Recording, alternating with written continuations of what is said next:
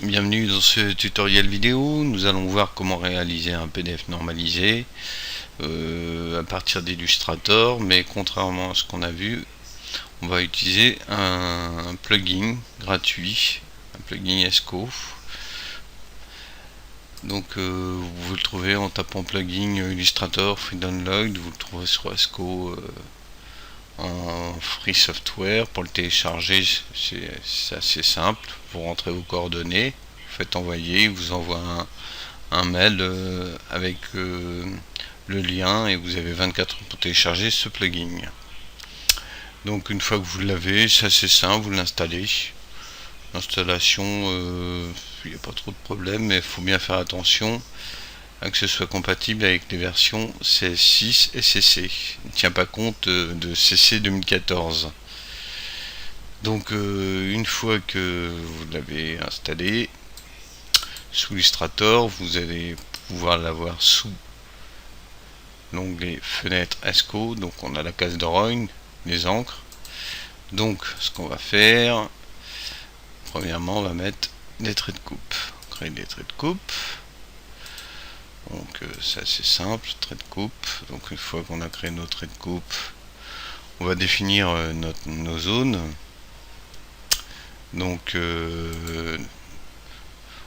on définit notre zone qui est de 215 par 92, notre zone de rogne. Après, une fois qu'on a déterminé notre zone de rogne, on va déterminer notre zone de support, nos marges, nos fonds perdus, 33 mm, et on va ajuster à la maquette. Donc une fois qu'on a réalisé toutes ces étapes, on va exporter notre fichier. Donc exporter, je vais donner un autre nom. Donc un PDF normalisé, enregistré.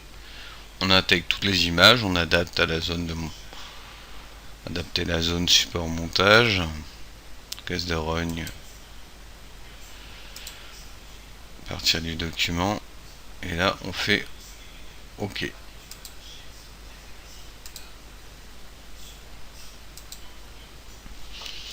Donc une fois qu'on a réalisé toutes ces étapes, on va aller sous Acrobat Pro, et sous Acrobat Pro on obtient ceci. Donc ça c'était le document 2, j'aurais pu ouvrir le document 3 que je viens de réaliser, ils sont strictement identiques. Donc on va, à l'aide d'un outil qui s'appelle Focus Pit Stop, on va déterminer nos zones. Donc là on voit bien qu'on a notre zone de rogne qui est de 0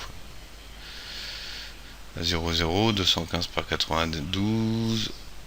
On a bien notre zone de support, mais on a perdu notre zone de fond perdu. Donc pour récupérer la zone de fond perdu, on va utiliser dans les changements globaux, pour ceux qui connaissent un peu Pitstop, c'est un plugin N-Focus, et on va faire définir les zones de page sur les repères. Et là on va faire exécuter pour récupérer. Vous voyez, on a récupéré notre zone de fond perdu. Donc vous n'êtes pas obligé, mais à partir du moment où on a bien notre zone de rogne, quand on va importer, on sera bien à 0,0 sur un format de 215 par 92.